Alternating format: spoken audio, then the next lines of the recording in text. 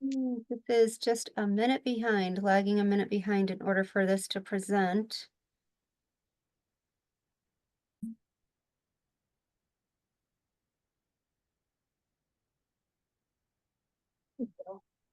Finally, got it. Okay, so welcome to this orientation video. And like I said, take some notes.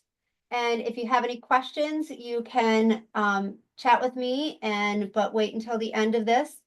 And just make sure that you're taking notes while you do it because there's a lot of information that you're going to get. So there may be some questions. And by the time I get through all the information, you may forget the question that you had to start with. Okay, so my screen was lagging a little bit behind. So, okay, so parking, first thing that we all need to know is that where you park, right? And then some clarification on who should be able to be parked where. And the closers are allowed to park in the parking lot, but only from the months of November to January. Because the reason that we have the closers park in the parking lot is because during those months, it's pretty dark. And I wanted to make sure that everyone stays safe when they're closing and then heading out. But after January, since our closing hours are now 5:15, it is still light out. So we want to make sure that we are leaving spots for our parents. All other staff park on the street. Just remember, we only own half of that parking lot. So we cannot park on the other side of that parking lot because they will put no in your car. So I'm saying, please don't park on that side of the parking lot. So the next thing that I want to go over, this is just lagging on your guys' part. So are you still seeing parking? Okay, now we have the forms and logs.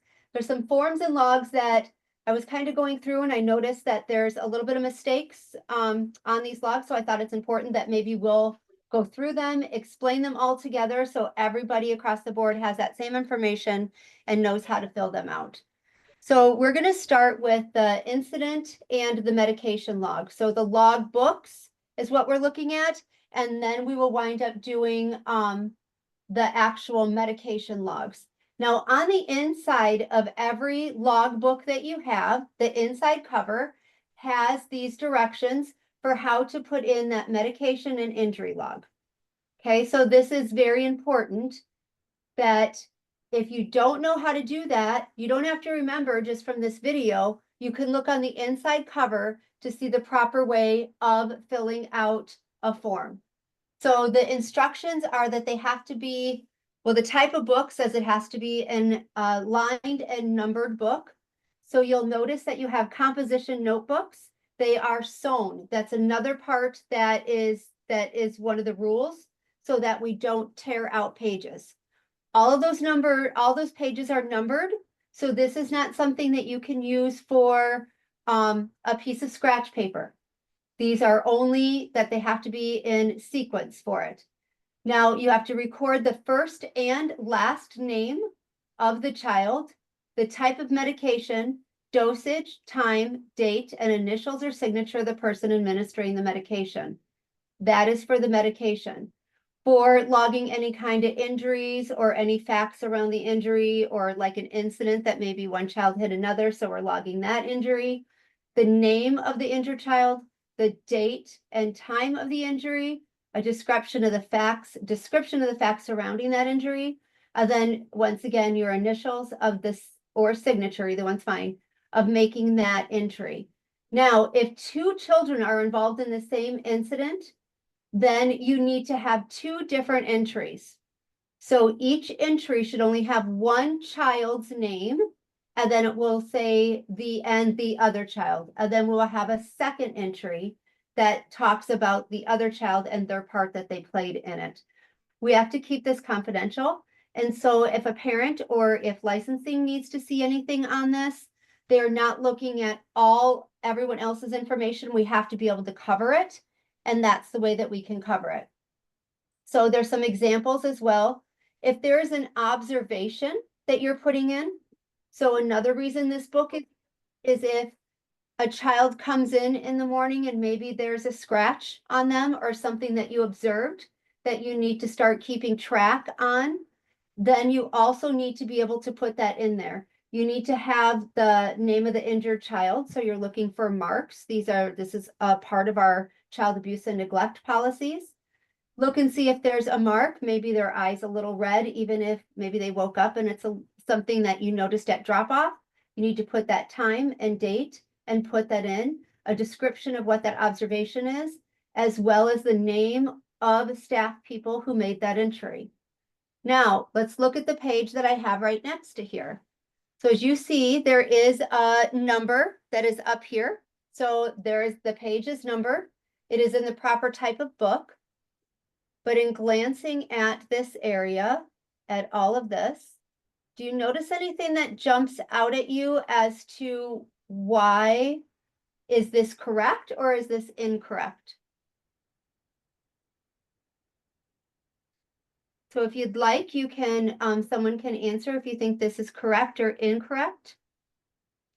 I think it's incorrect just because you're supposed to, if I'm wrong, let me know, but I'm pretty sure I was trained to like write it from what you have to cover the entire page. So you need to, the empty spaces there, you have to literally fill in every single line. Yes. And then in this, I can't really quite see it, but yeah. Yep, that's exactly what it is. So do you see how on 724 we have an indent, which is right here. We have an indent with white on the paper. And then on this bottom, we also have 3 empty lines, incident or injury in that. You need to draw a line through those 3 lines. There should not be any blank spaces. Okay, let's look at this next one. Now on here, you could see the spots where I had noticed that Gina had pointed out to that I had highlighted that was missed. Now, if we look over here on this section, you'll see that the full lines are filled. And I know the copier kind of, when we folded the book and made the copy, it kind of like rolls it over into the other page. But the full things are filled from top to bottom. Okay, so let's make certain. Some of the things that I noticed is that we're not putting the first and last names of the children. So please make sure that we're putting first and last names on those incidents. Okay. Okay, so next is going to be the medication forms. Okay, so this is a medication form that I had on this section, and I want to point out some of these spots. If you look at the medication form that's next to it, I have highlighted some things because we have all of these all these areas are filled in, but under how to be administered, it says as needed. And then when we come down here into this additional information, so the only provide as needed if symptoms are present, may reach out on app to confirm. So the reason that some information's missing on this is because we need specific symptoms, right? The parents need to tell us what are we supposed to watch for, because on these medication forms, we cannot leave anything to our judgment. This has to be for what the parents are saying, so it has to be very specific. I also had highlighted, it says Tylenol, but I highlighted that area right next to it because this child is an infant. And I don't know, was that infant Tylenol? Was that regular Tylenol that came? Now, if it's infant Tylenol, that over-the-counter medication label, where we come down into this yes and no checkbox, that would then have that child's age on there. So they wouldn't have to check it that they're authorizing it, that the parents have checked and that they are saying the physician is, it says, yes, I have consulted with my child's physician and I am authorizing a dosage consistent with the physician's recommendations. So I need to be able to see, is this an infant Tylenol? Is it a regular Tylenol? Make sure that you're aware of those boxes. And then that medication has to come in its original container. Now, the original container is not the box, the bottle that comes out of the box. We need it in the box. Okay?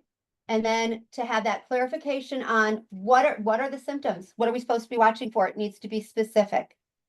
Once this time is out, now this has from 2010 to 2013. 2010 to 12/10, December 10th to December 13th. That then, once that is done, then the medication goes home with the parents. And then we discard this. This can go into the child's file. We could bring it into the office. Okay, our tracking procedure. So these are the master sheets of the sheets that come into your classroom. So I wanted to just point out on this first one what all these areas mean so that then you know what you're supposed to do in each area. So up at the top, that's the classroom name. And then on here, that is the scheduled staff. Do you see where their contract, the time is of the staff that's supposed to be in the classroom? And then the next line says additional staff. So that may be floaters, substitute, people that we know. I put the names on of the people that we have in our center, but sometimes there may be another staff that goes in and covers, right? That's not on here. So if that happens, then that name needs to be filled in as to who they are, if it's not somebody on there. On this side, that is the number of kids in that classroom. There are 19 in the Pineapple. That's what their class roster is 19 children. So at a glance, they know how many kids are in their classroom. The next number is the total number of all of those points, is the next column. The last column is a running total of class points. As children are coming in the morning, you are putting this running total of there to know how many points you have. The reason that we do this is each staff member is able to have 104 points per staff member. This helps us organize to make certain that you know you are not out of ratio. Okay?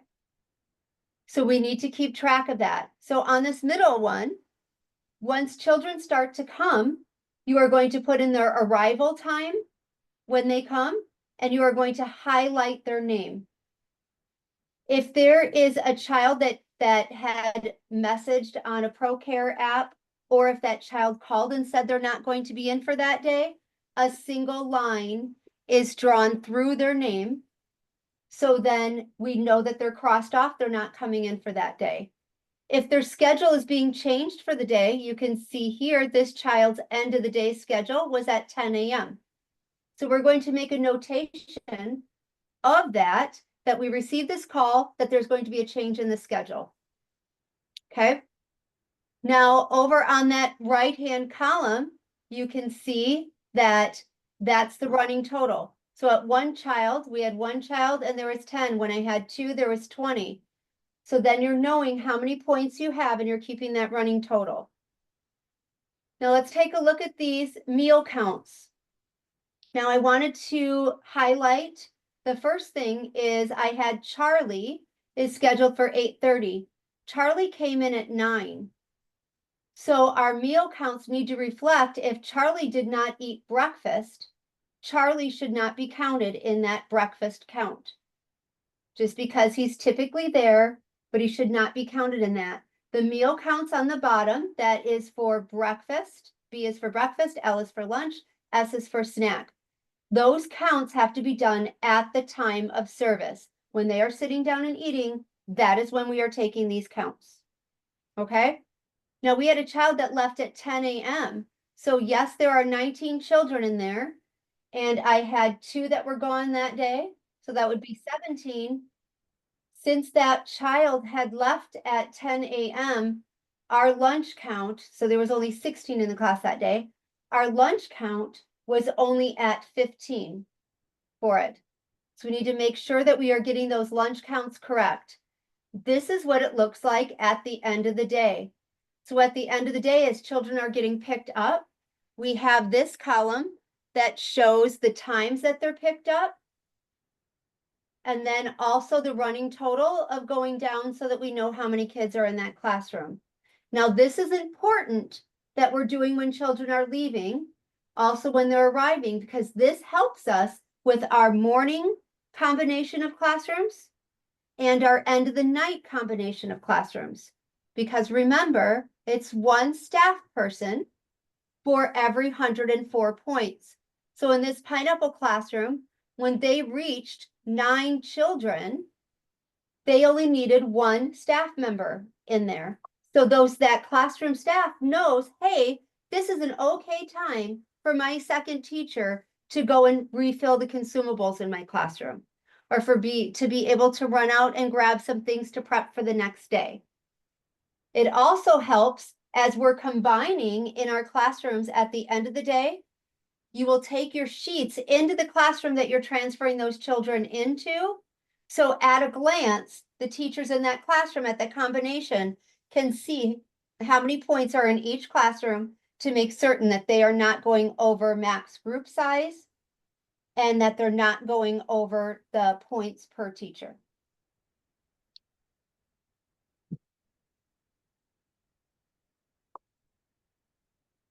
So now the licensing rules and policies. It's important that you know where these are. There's been a new update in the licensing rules of that was 2023. We got the new manuals, I believe at the beginning of 2024, and there have been some changes. Now, these licensing rules are everybody's responsibility to know what they are. I'm going to show you. This is where they are. The licensing rule manual is by the check-in. So there is a binder there for you to have that. In addition, it also has the staff policies in that tab. And then it also has the organizational policies. The organizational policies are the policies that go home to the parents. And you need to be familiar with those too. That gives you that sick policy, all those things you need to know in your classrooms are in those policies. Now you can ask Savannah or I if you would like to have an electronic version of both of those, or you can certainly grab that binder during nap time and glance through it. Now the format that we have chosen for our licensing rulebook is with commentary. What that means is in this licensing rulebook, it will have a box that is around some more details about that licensing rule where they clarify it just a little bit more. Okay. Emergency plans.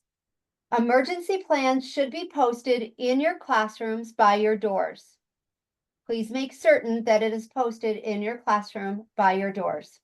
Now there is a floor plan for tornado and for fire. In that same area, it would be a good idea to also post your daily cleaning sheet.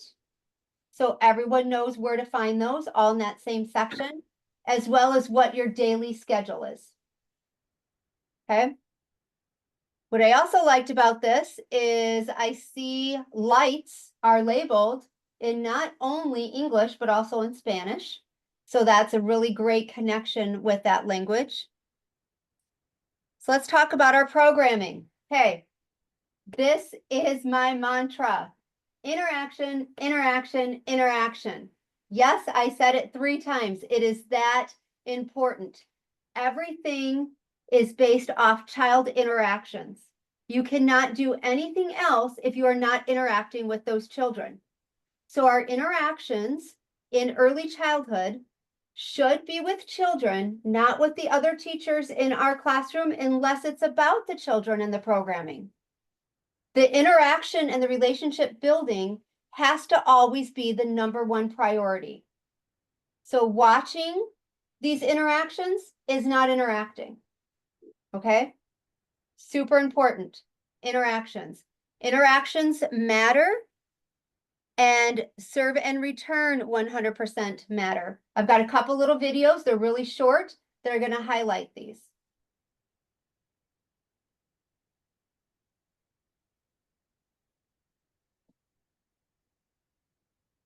That you can help build a child's brain. Everyday interactions can have a big impact on developing brains throughout childhood, starting even before babies can talk. Scientists call this serve and return, like a game of tennis or ping pong. A child serves by showing an interest in something, and the adult responds in a supportive way. Finding moments throughout the day to do it is easy and fun, and you'll be building strong brains. You can use 5 steps to practice serve and return with any child. Step 1, share the focus. When a child is interested or curious, you can see it. What's this? It's a stroller. Watch this child look at something in a book. Right there, pointing shows interest. Cow. So does making a sound, like this child. And mom is paying close attention. See baby moving those little arms and legs and focusing on the ball? That's a serve. The key is paying attention to what the child is noticing. Oh, you like those guys too? Look at grandpa sharing the focus. By noticing serves, you will help build curiosity and you'll strengthen your relationship. Step 2, support and encourage. You can return a child's serve by saying a word of encouragement. That's right. Watch grandpa return this serve by saying thank you. Thank you. Even a facial expression can encourage a child. Orange. Or emotion, like this mom dancing. You can also pick up the object that the child is pointing to and bring it closer. We need help to sit her down. Things like helping and playing with the child let them know that their thoughts and feelings are heard and understood.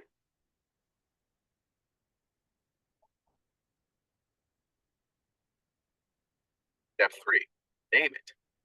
Yeah, the puppy, see the windows, the house. When you return a child's serve by naming what they are seeing, doing, or feeling, you make important language connections in their brain. He's got bumps all over him, huh? This brain building happens even before a child can talk or understand your words. You can name anything, a person, a thing, an action, a feeling, or a combination. Clean up, bodies in your shit. When you name what a child is focused on, you help build understanding of the world around us and what to expect from it. The baby's sitting. Ooh, the baby's sitting in the back seat of the car.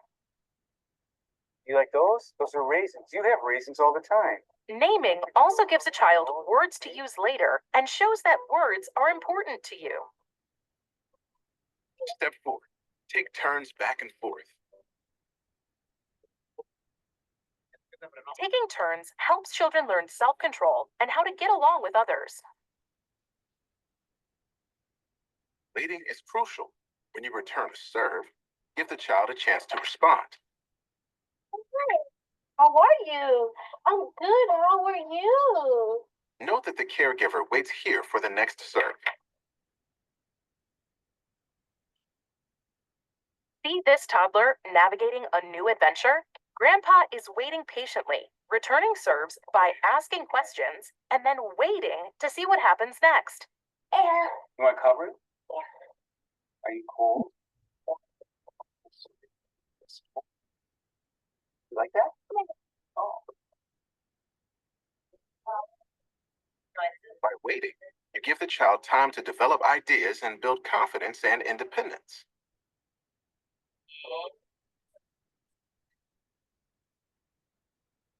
Step 5, practice endings and beginnings. Want to go over there? Children signal when they're done or ready to move on to a new activity. Watch how this child shows it's time to start something new. Letting go of a toy signals an ending. Then picking up a new toy signals the next beginning. The giraffe. Sharing the focus is important in this step. The big eagle. Because this mom is sharing the focus, she notices when her child is ready to end one activity and begin something new. When you can find these moments for a child to take the lead, And this one? you support the child in exploring their world. Do you like to play with something else? and make more serve and return interactions possible. Serve and return interaction is critical for a child's developing brain. And the best news is that you can do it anytime, anywhere, without any need for toys or technology. Look for small opportunities throughout the day, like while you're making a snack or while you're grocery shopping. What matters most is that you're doing each of these 5 steps. Notice the serve and share the child's focus of attention. Return the serve by supporting and encouraging.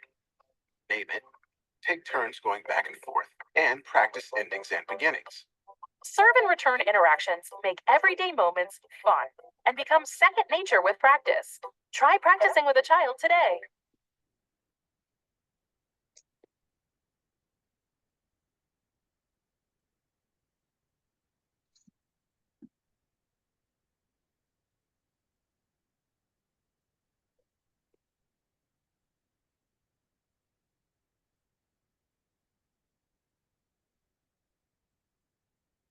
Okay, this next one talks a little bit about the classroom interactions and the important.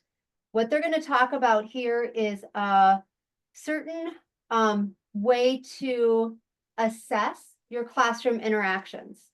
So they'll be referring to that as CLASS, and that is an acronym for doing assessments on classroom interactions.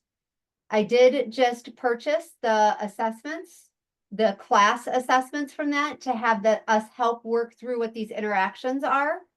And so just so you know, that's what they're referring to. And then I will show you those as they come in.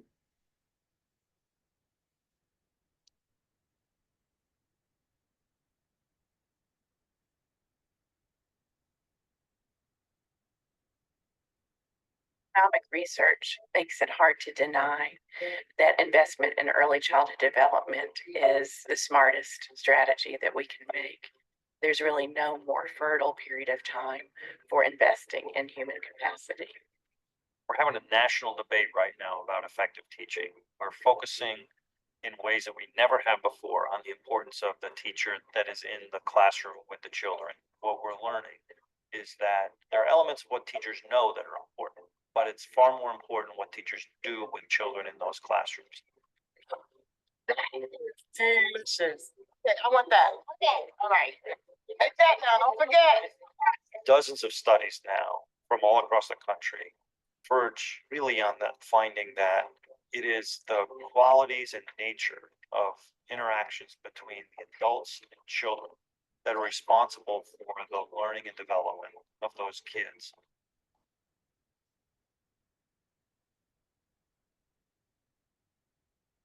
There are a lot of ways to define quality. Our way of measuring quality involves observing the interactions that occur between teachers and kids in those settings. We use the classroom assessment scoring system to do that.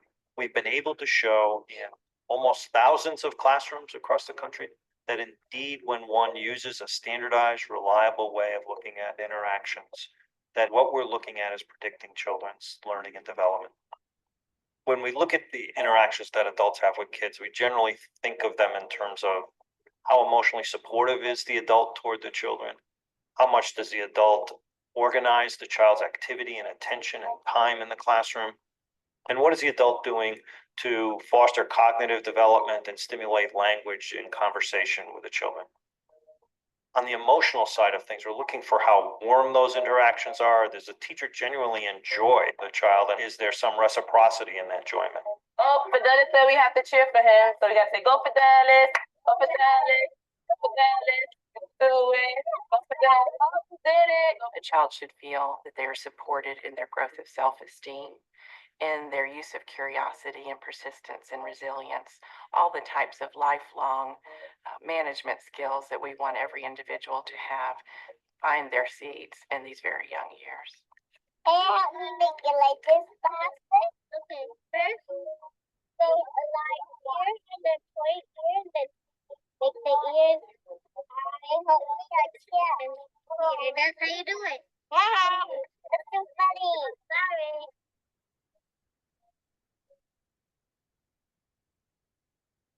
We also pay a lot of attention to how teachers manage time and manage behavior and activities. So we like to see teachers structure learning environments in ways or learning activities in ways that allows kids to move and allows kids to make noise and allows them to really kind of express themselves individually.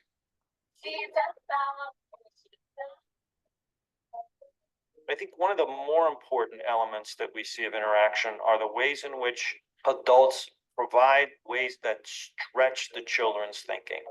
Number 10. It's 10 on the top? Or should 10 be on the bottom? Okay, and then what comes before 10? What's this one? So 10, The child might be fiddling with a puzzle or trying to learn a new word, and the teacher wouldn't give them the answer, but would just come in and try to offer some hints that would help the child perform the task at a little bit higher level, hopefully have an experience of success, and then celebrate that success together. you be able to show 0? No, 0. You don't have to show 0. Why? 0 is how many? How many is 0? Nothing. Excellent. Good job, Jack. You know your numbers really, really well. The ability to actually measure, assess, and then support effective interactions in a classroom has given us a great opportunity. We're opening up a field of understanding, measuring, and improving the quality and effectiveness of teachers' interactions with kids that I think has enormous promise. I think it actually has the potential to move education forward.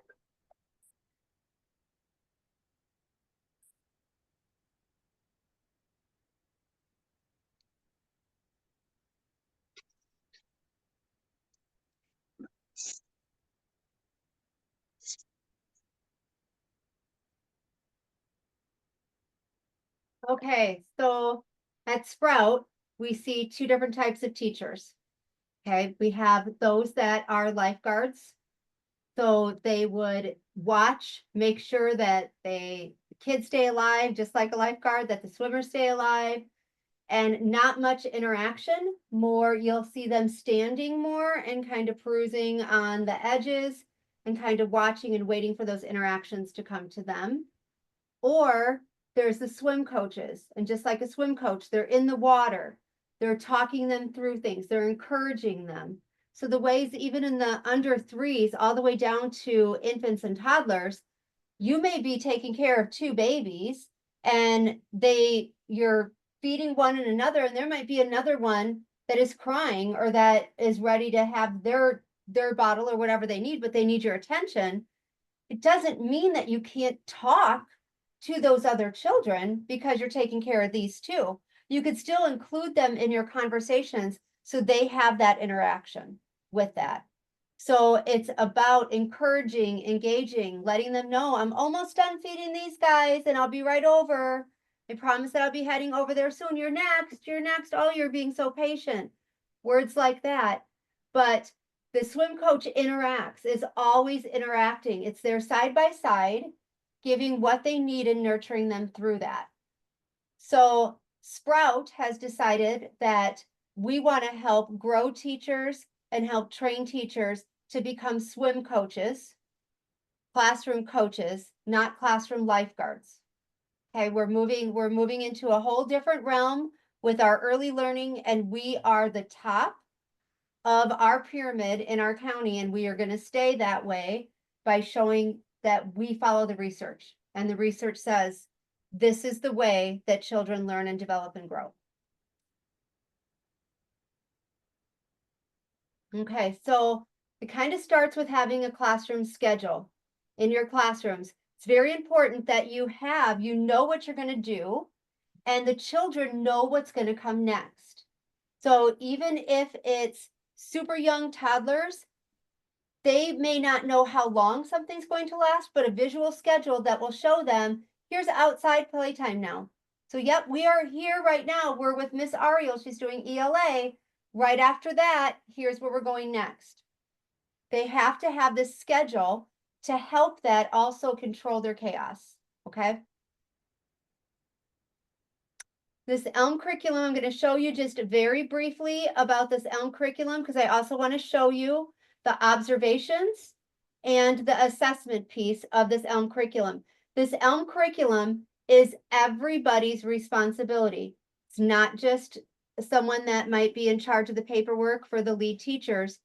these pieces in Elm curriculum are for everybody to have something to do with interacting with the children. Now, one of the things that we kind of get caught up in oftentimes is that that we're doing the curriculum and then we're done until the next piece of curriculum, or if we're going outside. It's just as important as to what you're doing in these in-between times, in between your scheduled things of the day for lunch and Miss Ariel's ELA time or group time. What's in between those is where those interactions matter, which is where we are 100% constantly on this interaction of children.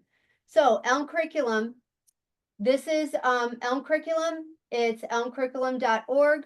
It is out there for everybody to view. This is, we chose a 12 to 24 month just to glance on it. So this is the block. This is exploring sounds for block 1. Says it's communication and language. You have several different areas. You have your materials that are needed.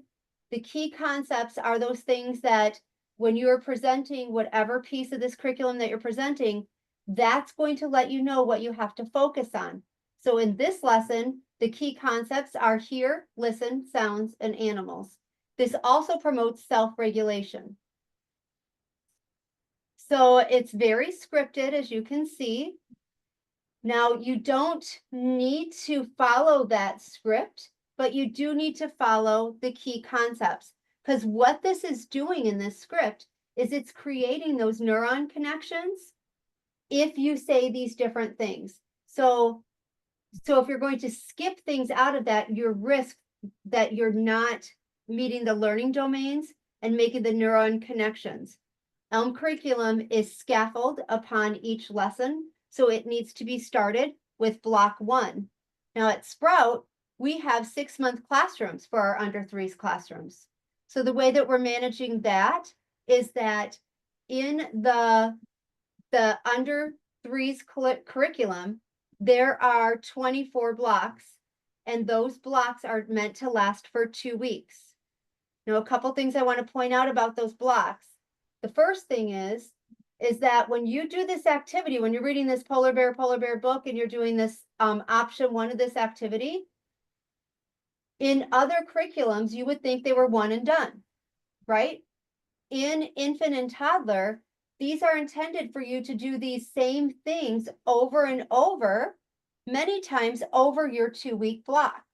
So it's not one, check it off and I'm done. You go through those and you're still engaging with the children and doing them again. Now, since our classrooms are those 6 months, the first half, this is a 12 to 24 month block. They have it broken into 3 sections. So it's 0 to 12, 12 to 24, 24 to 36. Each one of those age groups have 2 classrooms. So the first half of the ages would take the first half of the blocks. So that means my seedlings would be taking 0 to 6 months. They'd be taking the first half, so that would be up to the 12 blocks. Once they finish the 12 blocks, they go back to 1. They don't go on to 13. Because now my Peace classroom that picks up children at about 12 to 18 months, they're going to start with block 12. And they'll go from block 12 to 24. And then that's the same for each classroom above that. So our Brussels classroom and our Clover's classroom, they share that next age group, the 12 to 24 month. So our Brussels classroom would be doing the first 12 in the 12 to 24 month, and our Clover's classroom would start with block 12 and move to 24. When we started, everybody started on block 1 because we knew the scaffold. But now that we're into it, now that we're halfway through, that's now where we'll reset. I want to point out over here that there's always a family readiness on this side of this resource that you're able to send home to parents. That is expected to go home to the parents at the beginning of each of your weeks. This is a parent communication. This goes home at the beginning of your block. Now, some people are taking a picture of it and sending it in their ProCare app. Others like to print it and put it on their cubbies. Either way is fine with me. This just needs to go home with the parents so they know what you're doing and how they can best support that in our 12 to 24 months. So it also gives you the scaffolding. If some children are a little bit younger and they need extra support, we have an extra support tip.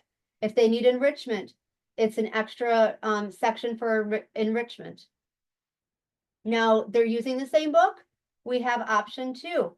You could go right into option 2. And now this just takes it a little bit further. Or you could do option 2 a couple hours later. These are your in-between interactions. So don't think that this is only, my curriculum time is from 9 to 9:15 and that's when I'm doing this. So make sure you're doing these all throughout the day because this gives you what you need for those interactions. In between the time of this, you are working with classroom equipment and having one-on-one and small group and large group interactions with the children in your classrooms. After you get through all 3 of the options, you will see on the bottom what to look for. Now, these are, in each one, they have what to look for. Those are the things that you need to be watching for as part of your observations, that what to look for. There's also an enrichment. Every classroom and every age group then also has a suggestion for an interest area. This interest area is based off of what you've done, and you need to now move what you've done into an interest area because you've taught the kids a couple times how to do this. It's in an interest area, so those that are mobile can then go over and be doing the same type of activity again. Let's move up here to the top of the curriculum that was in the activity plans. We're going to go into how ELM works. We're going to go to access curriculum. Here is the birth to 36 months. I'm going to access that curriculum in birth to 36 months. Now under here, you have your activity plans. You have a user guide that you can glance at. When you are in the classroom after you've taken your break and the children are still napping, this is a good time to grab the laptop from your classroom if you have one. If not, grab the community laptop that's in the conference room. Look at some of these things. Because just because the children are sleeping, we can still be growing our brains and learning about what we need in the program. These are some training resources. Now we know about the activity plans. We've been doing activity plans. Now we're looking at the guides for observations and individualizing.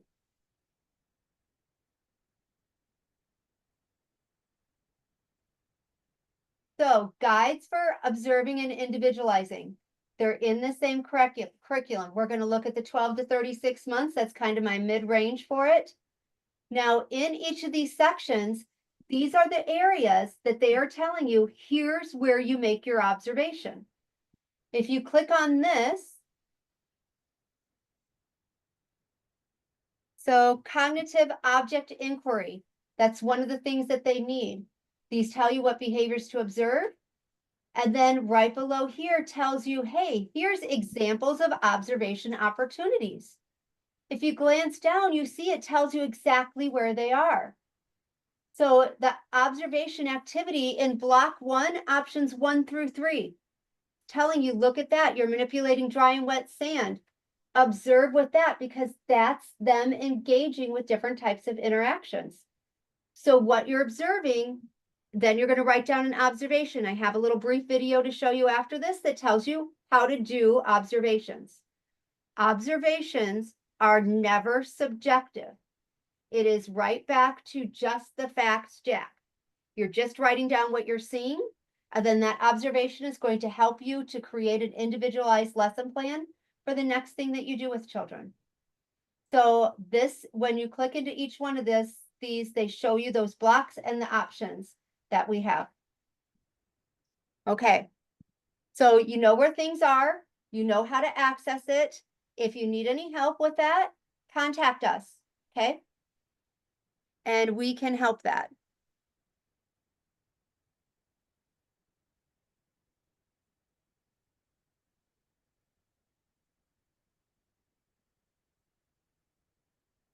one of the things that Elm curriculum does not do and does not cover is art. It does not cover art, it does not cover sensory, and it does not cover dramatic play, your dramatic play area, so that that can switch out in different things in the classrooms that have children old enough for a dramatic play area. It does not cover that. So those are the things that you're able to still teach thematically on. That if it's something seasonally, you could still do that. One of the things that I want to talk about in a really brief video is about process art versus product art. We choose to do process art. And this is the difference between the two.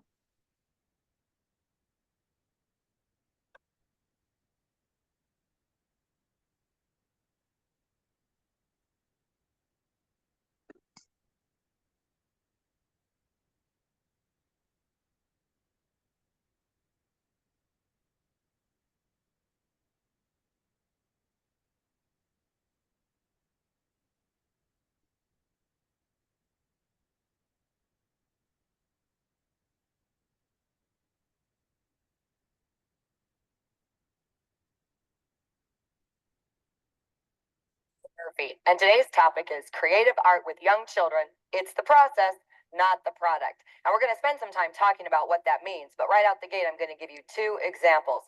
Number one, this is a paper plate. And one of the activities that we would call a process-oriented art activity is magnet marble painting. And I'm going to demonstrate that for you right now. So I have some liquid watercolor, and I'm going to put a little bit of yellow on my plate and a little bit of blue. And then I'm going to take my magnetic marbles and I'm going to put them in my paint.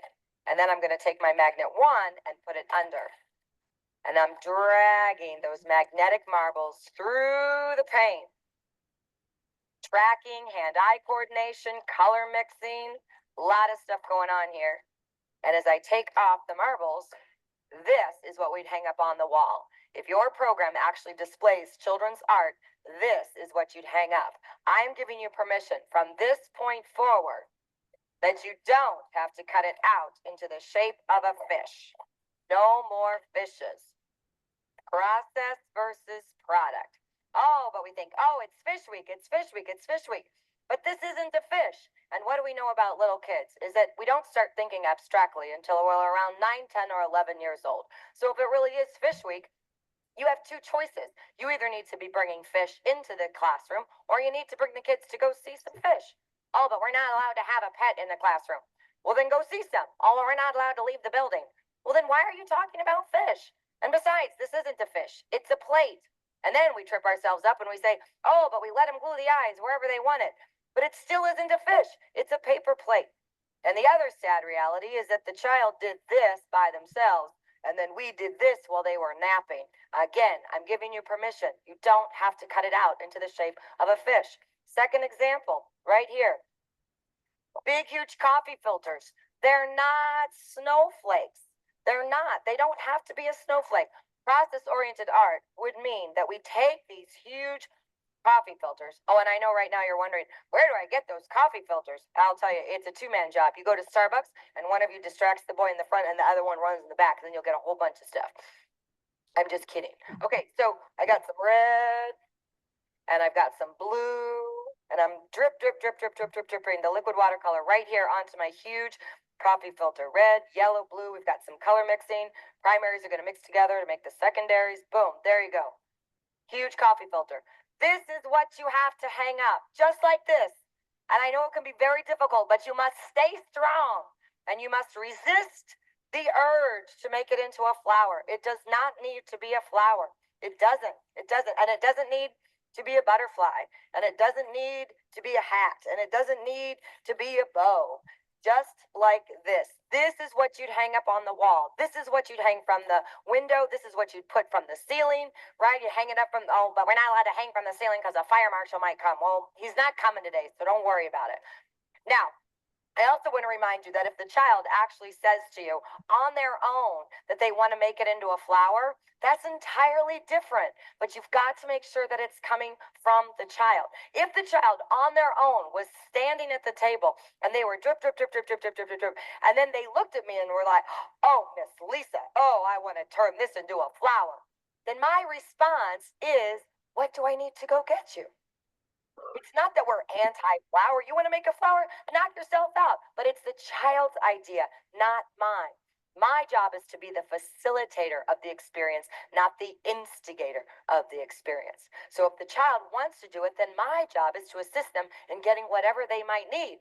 But if they're like, oh, I want to make a flower, and I just take it and twist it and put that pipe cleaner on it, whose is it? It's mine. It's my flower. And the other thing that we're going to say, and I'm going to toss it right out there, and then we're going to get to the rest of the stuff on the handout, is a gentle reminder that every single time we take something that the child did and we turn it into something else, we are telling the child that what they did wasn't good enough.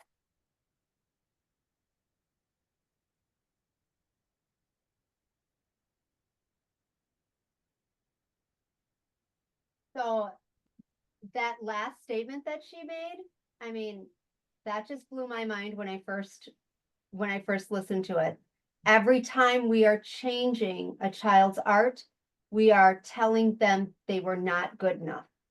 And that's not what any of us want to do. So process art versus product art, that's what we need to be doing. And we need to be respectful to the kids' art that way. Okay, so at Sprout, we value quality educators. So here's some characteristics of quality educators.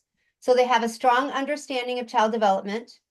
They have patience and flexibility because clearly working with young children requires the ability to adapt to different needs, behaviors, and unexpected situations while maintaining a calm, nurturing, keyword, and very supportive presence. So also engaging in a playful approach, strong relationship building skills. How do we build relationships? Interactions, interactions, interactions. Commitment to continuous learning. The research that is continually changing. So as educators and early childhood educators, we need to be continually learning about what is out there. It's the educator's responsibility to work through the child's emotions alongside of them in a calm manner.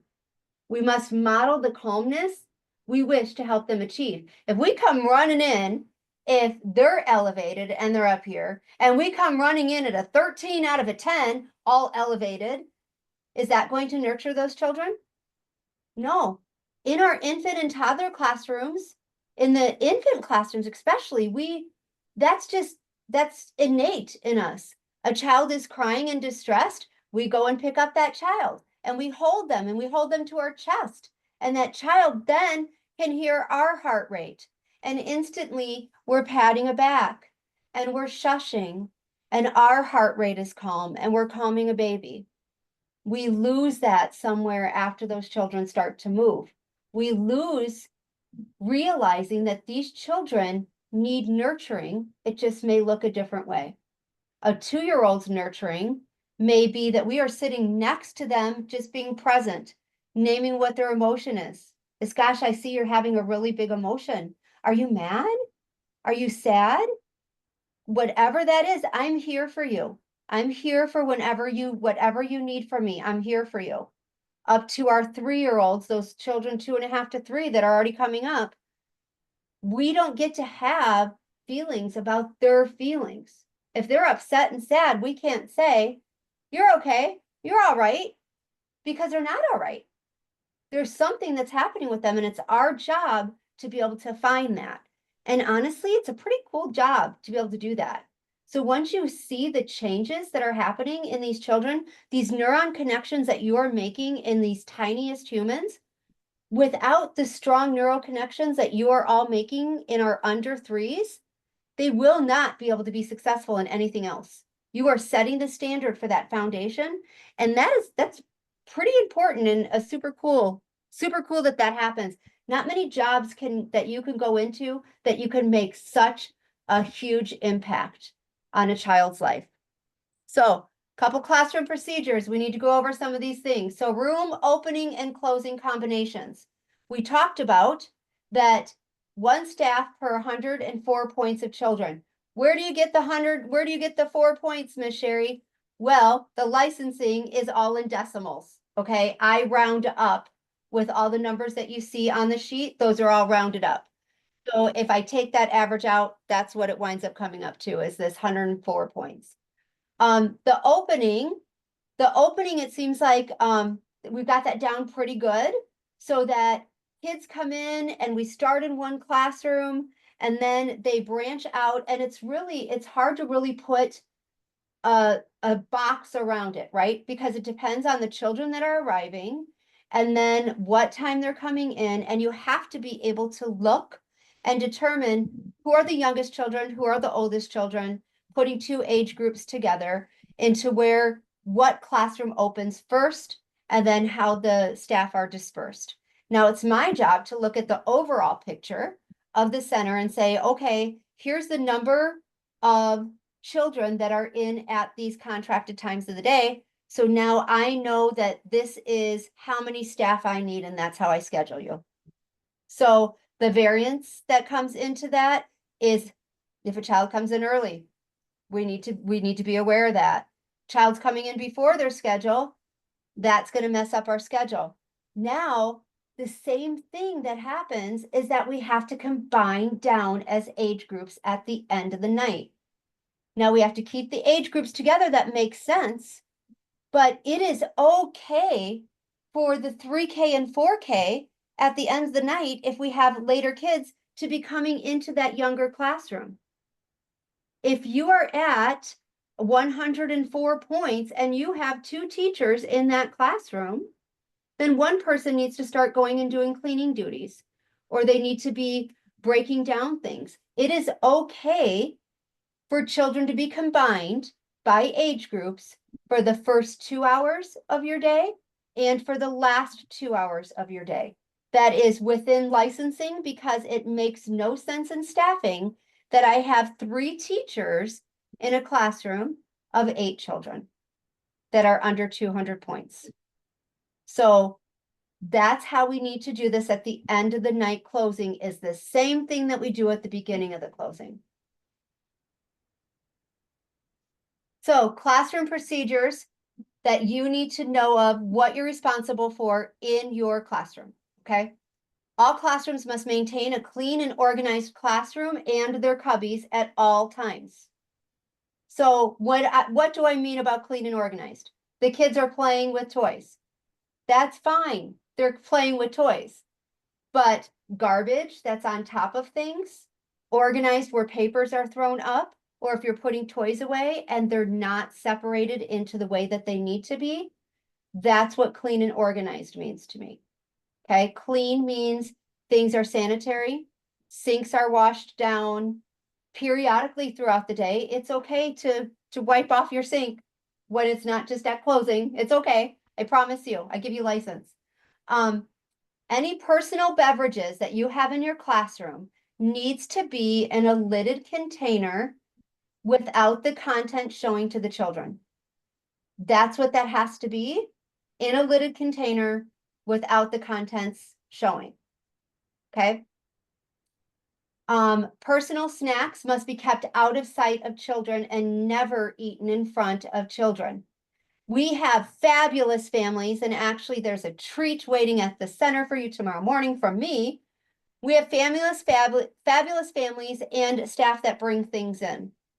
Now, it's not appropriate to come in and grab your snack and take it into your classroom and be eating it in your classroom. We do not bring things in that the children can't eat too. Now, if you have a moment that you want to come out and get that, or else during your break, you have that treat on your break. Okay. All right. Next, toys need to be rotated on a monthly basis. Now, I don't mean clear out your whole classrooms and put everything all in new to your classrooms. You need to add something different. Now, every month, add something different. This may just simply be, you're going to now put some dinosaurs into your block area, or you're going to put some little different pieces of fabric in this block area. So they have something different, something fresh to be playing with, and that you're rotating these toys out so these children are able to see different things. Toys that have been contaminated are placed into your mesh bags. Now, a good time to run those through the dishwasher is, it would be nice to do them twice a day, once during lunchtime. The kitchen staff get all the lunches out. That's typically when we have extra staff, when children are sitting and eating. Our dishwasher takes 30 seconds. So you could put those toys in a mesh bag, take them down to the dishwasher. It's not in use during that time. When you guys are at lunch, there's no dishes. Take it down, run it through the dishwasher, bring it back to your classroom. Same thing needs to happen as part of your closing procedure in your classroom. We need to be sanitizing toys. Classrooms need to stock their consumables at the end of the night. So that includes restocking your milk in your refrigerators.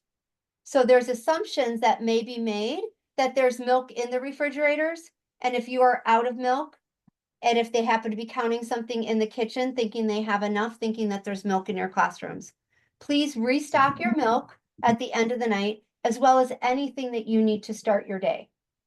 So that is done at the end of the night when your numbers are starting to drop, or over that nap time where you can restock your consumable things. That's your paper towels. You might need construction paper, things like that. And then classrooms that have diapers, you must remove that garbage midday and at the end of the day, because nobody wants to be smelling that. I'm sure you don't want in your classroom to be smelling that. And so if you have diapers during nap time or whatever that lull-in time is that you might have, it's depending on your infant and toddler schedules, those diapers need to be closed up and a bag needs to be changed. Mealtime responsibilities, you need to clean and sanitize the tables before and after meals. Children need to wash hands and faces with running water before and after meals. If you have a washcloth in your classrooms, those are to help teach self-help skills. That's not to replace the washing under the running water. All children need to have their hands washed under running water. Okay, the washcloths are just to teach self-help skills. Staff need to wear gloves to serve food. There needs to be sweeping and mopping done in that mealtime area every single day and after each meal, of doing a quick mop. And then you need to maintain that area that you're feeding the children in. That needs to be sanitary and organized. So if you are serving food and you have papers all in that area, that carries bacteria. Your area that you're serving food off of needs to be sanitized.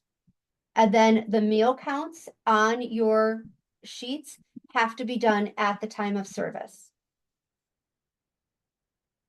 Common area cleaning. Now, every classroom is responsible to clean the areas that are used by their classrooms daily, okay? Outside of your classroom, in the hall, if those are your windows on the hall, on the outside, those are still your responsibility to clean down. That's part of your classroom. In addition, there's a list in each one of your classrooms for some common area cleaning that everybody use, that we share that responsibility. Laundry. Kitchen laundry is going to be now scheduled at 9 a.m.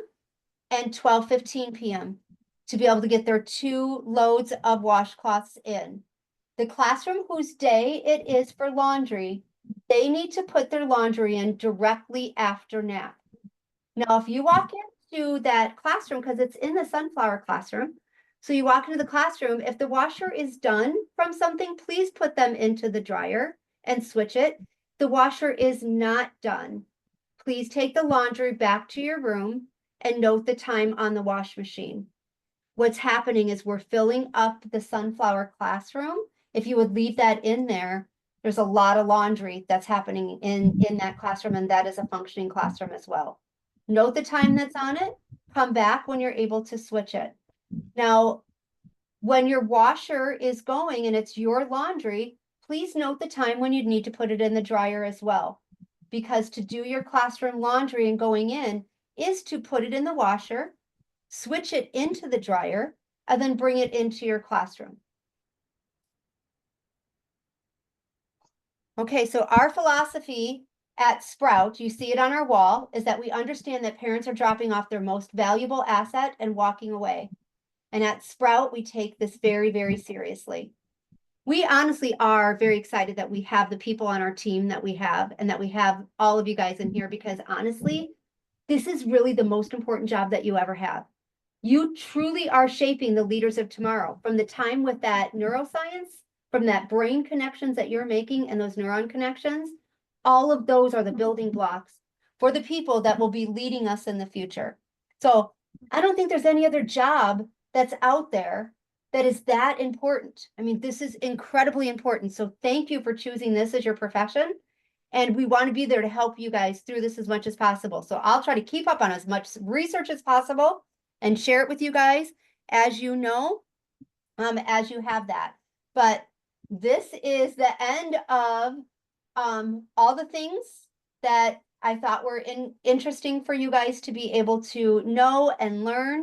And then obviously any questions whatsoever, you can certainly reach out to me for any questions. I am going to, let's go on this, and I will take your questions. So if you have any questions, you can please use your little hand raiser thing.